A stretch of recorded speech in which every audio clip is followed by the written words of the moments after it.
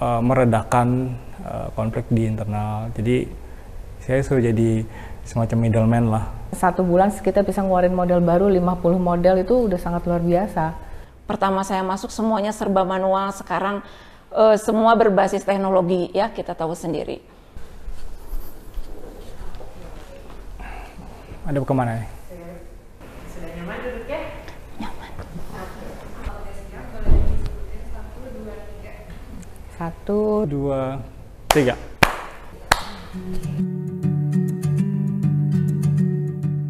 Oke, nama saya Suci Handayani, posisi saya di divisi procurement.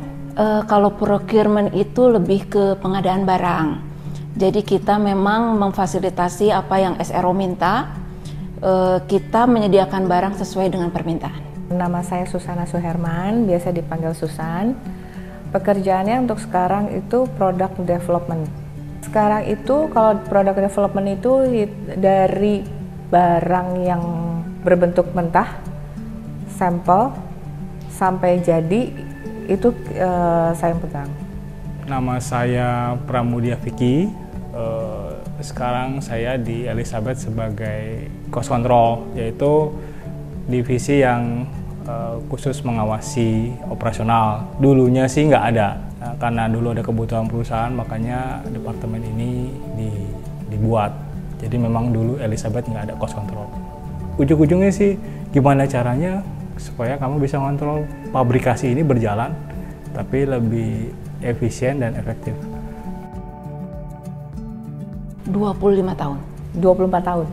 Saya join itu 2018, jadi harusnya awal tahun 5 tahun, awal tahun depan. Saya pertama masuk ke Elizabeth itu seolah-olah fresh graduate. Jadi saya masuk ke Elizabeth join pada saat itu di Ciatil baru dibuka. Jadi tahun 1997 cabang Ciatil itu baru berdiri dan memang itu ikonik banget ya. Itu bagus banget cabangnya. Nah, saya masuk posisi pertama jadi administrasi retur. Di situ saya belajar banyak. Jadi ketika saya pertama bergabung, banyak banget value-value yang ditanamkan di perusahaan ini. Ini membentuk kepribadian saya juga secara tidak langsung. Bertahap demi bertahap, posisi saya juga berubah sampai akhirnya saya menempati posisi procurement ini. Satu yang saya pelajari dari sini adalah kita memang harus menyerap value apa nih ya yang kita dapat dari pekerjaan kita. Itu nggak hanya bisa diterapkan di pekerjaan kita aja. Apa yang kita bentuk di pekerjaan, karena itu hampir sebagian besar hidup kita ada di tempat kerja, itu membentuk pribadi kita juga di kehidupan sehari-hari. Saya belajar tentang kegigihan, keuletan, kejujuran. Gimana sebenarnya saya dulu bukan pribadi yang semandiri ini, tapi dari pola kerja, owner, direksi juga mengajarkan nilai-nilai itu. Jadi dari sehari kita mengerjakan pekerjaan itu selalu ditanamkan hal yang seperti itu, terutama kejujuran ya. Jadi saya melihat itu bisa diterapkan juga dalam kehidupan saya, sehingga saya pun bisa berdampak terhadap orang lain dengan nilai-nilai yang saya dapat. Waktu pertama kali masuk kan Elizabeth tuh cabang cuma sedikit, dan waktu pertama kan juga saya pegangnya kan Dep Store, tidak seperti sekarang kan. Jadi ngerasa ikut tumbuh bersama Elizabeth. Gitu, ngerasain dari punya toko cuma sedikit sampai sekarang gitu. Memang saya mencintai perusahaan ini ya, pertama itu. Kedua, memang lingkungan ini membuat saya merasa di perusahaan ini seperti keluarga. Jadi sepertinya tidak ada alasan saya untuk meninggalkan perusahaan ini. Bagaimana melihat perusahaan ini tumbuh dan berkembang. Itu yang membuat saya terlibat langsung dalam perkembangan ini, dan kayaknya nggak rela aja gitu ya kalau misalkan saya tidak mengikuti perkembangannya terus-menerus gitu. Kalau tantangan yang benar tantangan maksudnya nggak ada sampai sebesar gimana. Yang benar-benar tantangan sekali itu waktu kemarin pandemi sih. Benar-benar kalau yang reguler sekali mah nggak ada sih. Ada yang pengen begini, ada yang pengen begitu. Makanya saya waktu itu Saya juga baru tahu waktu direkrut join, saya suruh jadi semacam middleman lah. Gimana caranya nih biar ketemu antara permasalahan di dalam internal ini. Ya syukurlah, mungkin ya saya nggak bilang dengan adanya saya di sini ya. Syukurlah saya bisa menjembatani di dalam semua itu, semuanya bisa berjalan dengan baik. Setidaknya itu bisa meredakan konflik di internal. Jadi tidak sampai semacam ada permasalahan di operasional, di manajemen dan lain-lain gitu sih. Jadi kalau bilang berapa lama, saya bilang mungkin sampai waktunya kita bekerja di sini juga masih harus belajar sih.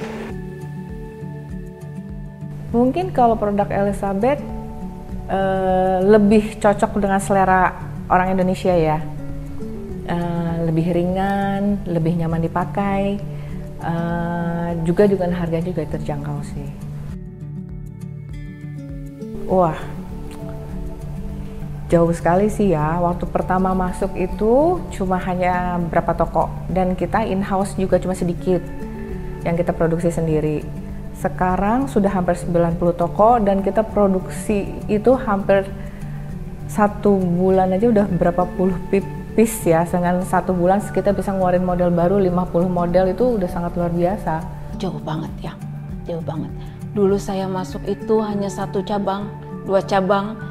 Tiba-tiba sekarang saya udah posisi di 25 tahun ini sudah 92 cabang yang tersebar di seluruh Indonesia. Dan yang kedua juga banyak banget dari segi operasional itu berubah. Pertama saya masuk semuanya serba manual, sekarang semua berbasis teknologi ya, kita tahu sendiri. Dulu tuh kalau kita pesen barang semua tuh manual gitu, feeling belinya. Sekarang semua dihitung, tidak ada yang kita beli asal-asalan gitu, nggak ada.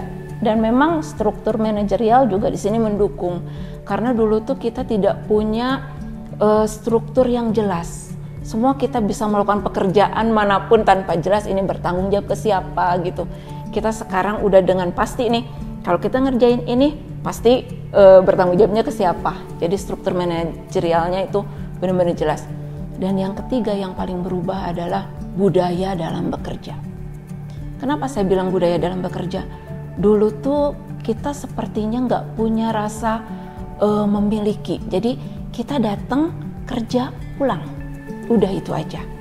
Tapi dengan kondisi yang sekarang semakin berkembang, kita tuh bekerja sudah dengan tulus ya, saya pikir gitu. Karena kalau kita kerjanya juga tidak dengan tulus, kita tidak mempunyai rasa memiliki yang tinggi. Saya pikir itu sih yang berubah, yang bisa merubah Elizabeth perkembangannya begitu pesat. Jauh, berkembang sangat pesat, apalagi dengan adanya keinginan direksi untuk kita pakai ERP, resource planning kayak digital ya kan ya, pakai alat, pakai device buat logistik, buat perkembangan di cabang dan segala macam. Itu jauh banget. Kalau dari sisi saya berkembangnya sangat bagus sih, karena dari mereka nggak tahu, contoh simpel ya, cabang kalau ada misalkan dari sisi saya nih, pengen perbaikan, pengen biaya, totonya dibayar aja di cabang. Terus kalau enggak minta dibayar di pusat. Tapi sekarang mereka tahu, mereka harus cari vendor, harus cari supplier, bikin penawaran, minta penawaran dari vendor itu. Nah, mereka bisa belajar, ini wajar nggak sih? Kalau menurut persepsi mereka wajar, mereka bisa tanya lagi ke pusat, ke bagian building atau ke saya. Ini wajar nggak sih minta di review? Itu dari tadinya nggak bisa dijalanin di seluruh cabang, sekarang semua cabang jalan. Jadi apalagi area manajernya kan udah lebih teredukasi ya, jadi tahu. Sebenarnya mereka bisa jalanin, cuman nggak dimotivasi, nggak dipicu. Kalau nggak disuruh, yang biasa aja. Jadi tahu-tahu ada biaya, kita nggak tahu ya cabang banyak. Ternyata biaya ini kita nggak tahu siluman apa enggak, fiktif apa enggak, ada bukti biayanya enggak. Sekarang sih hal-hal seperti itu udah kita minimal kita sudah kurangi dan resikonya kita bisa minimalisir gitu sih. Sebuah perusahaan yang sangat luar biasa. Bisa dibayangkan dulu orang mengenal kalau Elizabeth hanya produknya tas aja. Kita sekarang bisa lihat semua produk-produk yang di kita itu brandnya Elizabeth. Jam tangan, koper, semua merek Elizabeth semua. Jadi kita sih harusnya bisa menjelaskan lebih banyak tentang betapa hebatnya Elizabeth ini ya, saya pikir. Kalau secara pribadi tidak berhubungan sama perusahaan, suatu saat sih saya pengen bikin bendera sendiri, perusahaan sendiri, atau menjadi pebisnis yang sukses lah ya, yang berhasil. Jadi dengan saya bekerja di sini ya mungkin saya bisa belajar, khususnya dengan perusahaan retail fashion ini kan saya tahu nih, kalau satu saat saya mungkin mau berusaha atau membuka bisnis di retail fashion, oh begini mekanismenya, dan jadi saya tahu apa yang harus saya lakukan. Jadi benar-benar membuka mata lah kalau bekerja di sini juga. Kalau mimpi sih saya simple-simple aja ya. Saya cuma ingin jadi manusia yang bahagia. Nah, bahagianya apa gitu ya? Kalau untuk saya sendiri sih bahagia itu adalah bisa melayani orang, bisa membuat orang tersenyum. Itu definisi bahagia buat saya ya. Saya tidak mengukur kebahagiaan itu dari sisi materi, tidak. Nah, di sini di Elizabeth ini saya merasa saya bisa menjadi orang yang bahagia karena di Elizabeth mengajari saya bagaimana cara melayani orang secara tidak langsung. Dengan kita berhubungan dengan satu bagian ke bagian lain, kita belajar untuk memahami bagaimana kita bisa bekerja sama dengan baik. Itu menurut saya sih Elizabeth wadah yang tepat untuk itu. Karena saya di belakang layar untuk barang, jadi kayaknya kalau orkestra saya mungkin di aransemennya kali ya di belakang, bukan yang tampil di depan. Stage manager ya, nah, saya sih yang di belakang layar, tapi saya mengkoordinasi semua orang-orang yang terlibat di situ. Jadi supaya sesuai dengan koreografi, sesuai dengan arahan. Jadi nggak ada yang miss, nggak ada yang salah gerakan. Jadi semuanya bisa berjalan dengan baik. Kita sih. Saya pikir sih saya konduktor ya. Karena saya itu apa ya? Saya sebenarnya ingin menciptakan suasana kerja yang baik. Saya harus bisa membawa teman-teman saya ke arah yang lebih baik itu. That's why saya bilang bahwa konduktor itu adalah tugasnya sangat besar untuk menentukan suatu orkestra ini bisa perform dengan baik atau tidak. Karena semua tergantung dari si konduktor. Bagaimana dia bisa menciptakan chord-chord yang baik, harmoni musik yang baik, itu ada di dia sebenarnya. Dan sebenarnya saya mencoba, walaupun tidak sempurna, tapi saya mencoba ingin membawa semua teman-teman ke arah yang lebih baik dari hari ke hari. Minimal bertumbuh dan berkembang setiap harinya. Kita tidak bisa menganggap bahwa semua bisa berubah 100% dalam waktu yang instan, tidak. Tapi minimal ada tumbuh dan berkembang. Harapannya pasti lebih maju dari sekarang. Kedepan sih saya harap bisa go public sih. Bisa dikenal di luar negeri juga, bukan hanya di lokal. Karena saya sih udah tutup mata ya, Elizabeth seluruh Indonesia juga udah tahu ya. Tapi sih Elizabeth, toko tas, jualan tas, sekarang jualan baju juga. Tapi di luar negeri kan kita belum reach ke sana kan. Kalau misalkan udah bisa dikenal di luar negeri sih udah pencapaian yang sangat baik sih. Gitu. Harapan saya tetap tumbuh dan berkembang, tetap membawa inspirasi yang baik, menjadi leader di produksi fashion ya, saya pikir, dan kita sangat bisa untuk itu. Tahu kan kalau Elizabeth punya TikTok? Tahu, tapi nggak tahu namanya. Sebutkan akun TikTok Elizabeth. Aduh, saya nggak tahu ya. Kalau TikTok ada. Elizabeth Beck. Oh, Elizabeth Beck. Sebutkan lini brand Elizabeth.